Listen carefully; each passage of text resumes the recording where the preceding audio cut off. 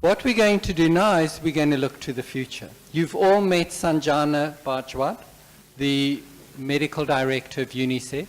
She's going to look forward and explain to us how we're going to actually eliminate mother-to-child transmission.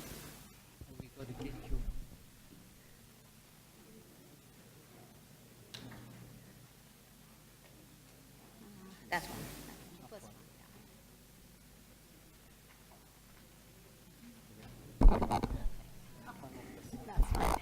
Thank you. Thanks, Neil, and good afternoon, everyone. I'm actually making this presentation on behalf of the National Department of Health. Dr. Holele, the Chief Director for Maternal, Newborn and Women's Health, and Dr. Dlamini weren't able to be here, so they asked me to kindly do this on their behalf. So I'm going to share with you what National Department of Health has been doing along with UNICEF and many, many other partners, and several of whom are in the room today. So I actually called it healthy impatience, because when I came in here in this country and started working on the PMTCT program, I think that was quite reflective of all the people that I met and all the passion and all the commitment that people had that we have to win this fight with preventing mother-to-child transmission. And there was impatience, but it was healthy impatience, as I call it. They wanted to do it, but they wanted to do it well. So where are we? And I was trying to go through this presentation, trying to just show you at a snapshot some of the big achievements that have happened in South Africa, and as a result of all the, I think, excellent work being done by people sitting in this room. We have amazing stats, actually, quite impressive globally. South Africa is actually one of the leading countries in the world in where mother-to-child transmission stands. And you can see up there, there's 95% of women on treatment. There's 1.4% transmission of mother-to-child transmission at 6 weeks. Final MTCT rate at 18 months recorded as 4.3%. Huge reduction, as you can see, almost 84% reduction since 2009 in new pediatric infections. And when we put all the modeling together and the estimates together, we've averted almost 450,000 new infections in the country. 74% of children are on ERT. Now, these are very impressive statistics, and actually says that we can do it. We can actually achieve, and I think we've been hearing the other speakers reflect on what really happened. And to just share with you on this, I mean, of course, it will take, I think, days or a book perhaps to write how did we actually get here. But I was putting in certain key bullets that could potentially bring some of the thoughts as to how did we all get here. There's lots of work that has happened in South Africa since 2000 and even before. But the last 5 years with the global plan, and I tried to link it with the global plan for eliminating mother-to-child transmission that was launched in 2009, which South Africa signed up for and actually achieved all the results that were outlined in the global plan by 2015. And we actually had a national EMTCT action framework. We developed provincial and district level frameworks. There was a lot of emphasis on use of data at all levels, triangulating data from the DHIS, from the NHLS, the labs, trying to look at the MRC, PMTCT impact study data. A huge amount of work actually around evidence, and a lot of work around partnerships. And I think what's very noteworthy, at least in South Africa, is how research work with PMTCT was actually used very effectively into influencing policy as well as influencing program. You don't really see that with a lot of things. You find the research work is happening somewhere and program and policy somewhere. But I think coming and working in this country has found, for PMTCT at least, we've got something to learn. It's been absolutely tremendous, the partnership with the research world, academic world, the policy world, and the program world, and then right down there, the implementing partners, the civil society, and everybody else. And I think it's good to feel good. So the next few 3-4 slides to show you in graphs where we've gone. And I think we all can sort of pause for a minute, reflect, and really feel good about what the country and all of us have achieved. And you can see from right up there, from 2009 upwards, the blue lines going up and up and up with more and more women accessing treatment. and getting onto ART, and the red line showing your coverage of early infant diagnosis, that was going up, up, up. And then the little bars down there, which actually shows the transmission rates and the numbers of infections going down, down, down, till the very end, which is really a small thing. And hopefully, a few years down the line, we will not have that bar at all. So there'll be no child that actually gets the virus here. That's a graph just showing you how there's been that 84% reduction that I spoke about, how the numbers have come down dramatically. Whatever modeling has happened, the spectrum modeling, and we've got reports of these. Those who are interested can actually read the narrative of this as to what went into calculating these estimates and models. But this is by far very impressive. And there's also been recently the whole birth PCR and 10-week testing. This slide is borrowed from Prof. Gail Sherman, who works with the NICD.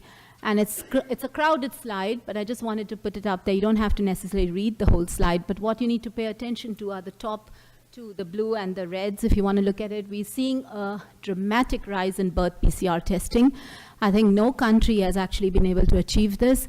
And it's interesting to note that the 6-week testing, when it started, took time to rise up. However, your birth PCR testing within a year of introduction has shot up to over 80%. It just shows that you can actually leverage, if you have a very strong platform and foundation, you can leverage and actually really scale up something that seemed quite difficult to do at the time when the policy decision was taken. We are also moving at national to do cohort monitoring. There's a real push and a real I think, focus to see how we could actually monitor the cohort of mothers and babies and pairs of mothers and babies to make sure that we are taking them through that whole cascade and making sure they start HIV negative and they're HIV negative at the end of it. So then where do we go from here? What really happens next? And I think it's the last bit. It's getting to the finish line. And really one of the questions that we ask ourselves, and I've been asked this as well as I think all of you might be debating on this, the national government asks this, partners ask this, so what will it really take for South Africa to reach that finish line and actually eliminate mother-to-child transmission? And just want to take this opportunity to share the new initiative. You see, the global plan ended 31st December 2015. And as we shared earlier, you have SDGs, you've got global strategies. Well, for the mother-to-child transmission, there's a new initiative, global initiative called Born Free, Stay Free, AIDS Free. And that new initiative really is an overarching one. The Born Free is really on PMTCT. So you make sure that the child is born HIV negative. Stay Free is remaining free throughout breastfeeding and later on. So it's very concentrated on pediatric HIV and TB. And then there's AIDS free. That is your adolescent piece, remaining adolescent, having no infections during the adolescent period. So they're trying to bring this together and not just have a plan on PMTCT alone. I'm sure you'll hear more about it. And the 3 bullets, as you see, that the plan states very clearly that elimination of new HIV infections among children is possible. We know it is. The science behind it, we know we can do it, and we should do it. But it really starts with preventing new HIV infections and making sure the woman and the baby go through the cascade the way we know it. Just a little thing, if people are thinking, where do we go from here? What's elimination? We keep talking elimination. What does it actually mean? Well, we've got WHO, which leads the world on setting the global standards and validating the elimination criteria and all of that. One slide to just sum it up. There's a whole policy brief on it. There's a whole guideline note on it. And those who are interested, we can share with you. But really, this is what it will be. A country will be awarded the elimination certificate, similar to how it happened with polio and other diseases, where you'll have a team that will come and validate whether the country has actually eliminated mother-to-child transmission. These are the different indicators they'll be looking at. And while you can those of you who sort of quickly skim read it, you can see we've achieved almost everything on this list, except the thing that I've highlighted in black, in bold, the annual case rate. So they're no longer talking about percentage. They're not talking of 2%, 5% that we all knew about, 2% at 6 weeks, 5% at 18 months. I think we're all familiar, those of us who work in PMTCT. That's shifting to numbers. So it's not about percent, it's about numbers. And it's talking about less than 50 per 100,000 live births in a country. Because you see, in a country like South Africa with a high burden and a high prevalence, you actually have a lot of numbers, absolute, even if your transmission is actually less than 2% or less than 5%. And that cannot be given an elimination status as per the definition of elimination, which means that you do not have a disease that has a public health implication. Any idea what our case rate is right now? South Africa's case rate, to get to elimination, we have to be less than 50 per 100,000.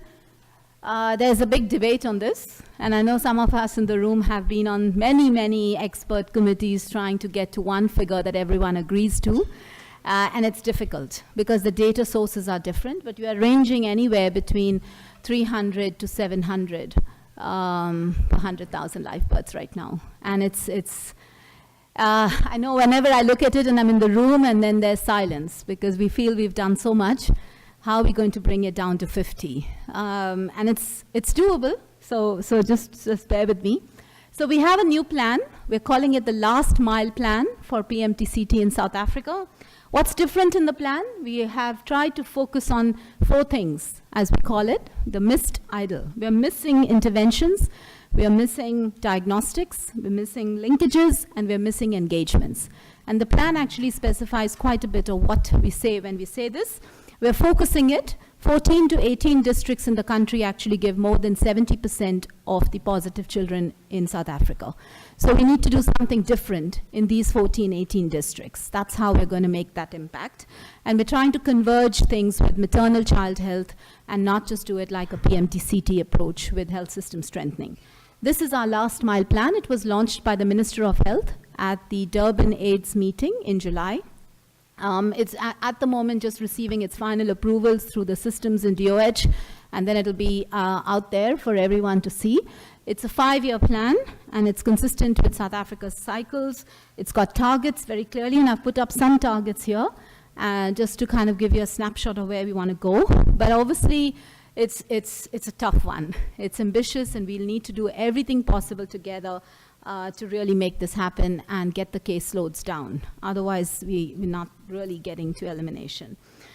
So there's some unfinished business. I want to end by just leaving you with some few things. And this is purely my sort of my thinking of where we have to go, but I've tried to bring it together in some way that we can remember.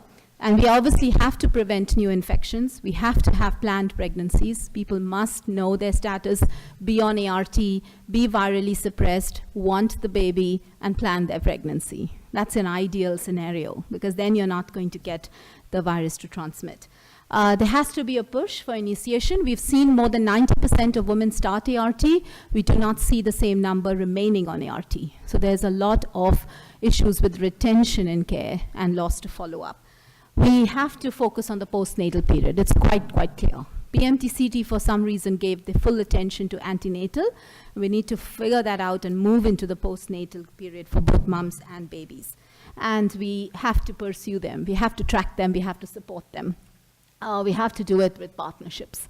I think PMTCT has proven that partnerships do work, and we've done it fantastically well. We just need to hang in there and do it for the last mile as well. So just to introduce to you, we've got a website, and I'm going to just share this with you and actually leave you with it. I'll come back to this. But we have a website launched by the Minister of Health, the Department of Health, the EMTCT, the last mile.co.za, and I have flyers for everybody, so you can actually take it with you and know where the website is. Please visit the website so you kind of know what's going on with the last mile. We need as many people, and I'm just going to show it to you in a minute. I just want to thank the people that sort of helped put me together, and I feel the PMTCT community of practice is quite an amazing community in South Africa that actually work fantastically well together. So I'm going to go on the website. Well, I think we already had it. Okay, so that's the website. You can go and visit it. It's the last mile sort of push, the network. That's it's got the plan. That's the last mile plan for South Africa. We are incidentally the first country in the world to have something like this, generated a huge amount of interest globally. You can register on it, and you shall receive updates as things come up.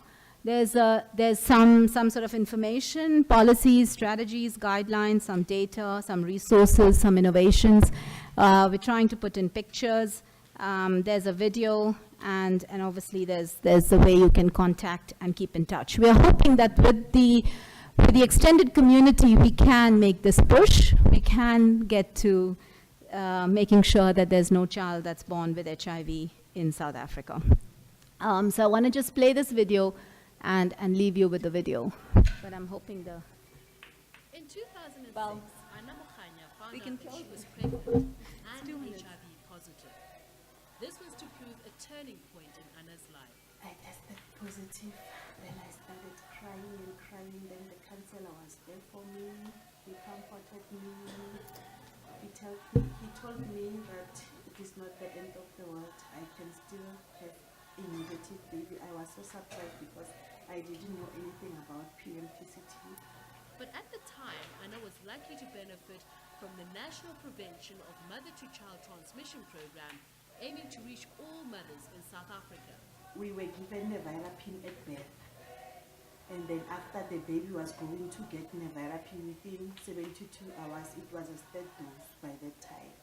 You know, I started to get a hope that, no, I think maybe my baby is going to be fine.